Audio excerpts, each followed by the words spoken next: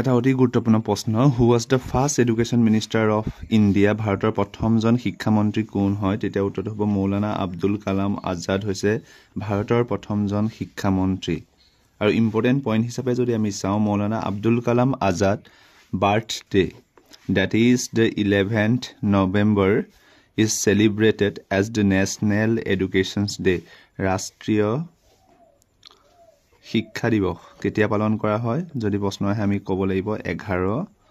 নৱেম্বৰ তাৰিখে ৰাষ্ট্ৰীয় শিক্ষা দিৱস পালন কৰা হয় the current education minister of India ভাৰতৰ বৰ্তমান শিক্ষা মন্ত্ৰী কোন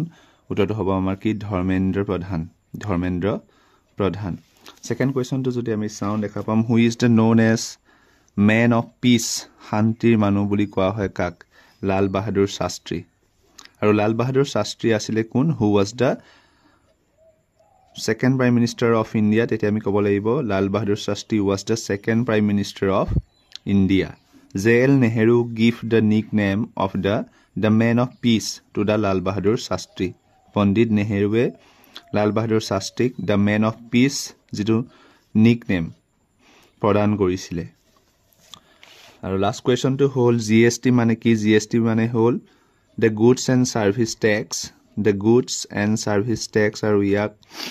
ফাৰ্স্ট ইন্ট্ৰোডিউস কৰা হৈছিল কোনে কৰিছিল অটল বিহাৰী বাজপেয়ী কৰিছিল Atal Bihari Vajpayee he was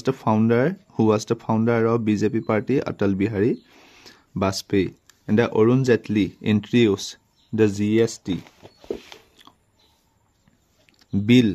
in the Lok Sabha in the February 2015 গতিকে এটা অতি গুৰুত্বপূৰ্ণ প্ৰশ্ন আছিল আৰু আহি থাকে পৰীক্ষাত যে